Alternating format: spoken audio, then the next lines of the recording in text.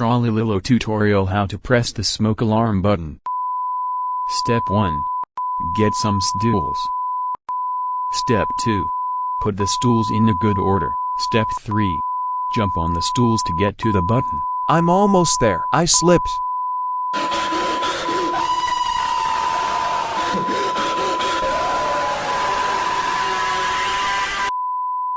A lot of tries later. Step 4. You pressed the button, but it didn't turn the fire alarm off. Step 5. You threw a brick out your window. Step 6. Get a doctor with radioactive liquids. Step 7. The doctor turned into a radioactive monster. Step 8. He entered your house. Step 9. You have became one with him.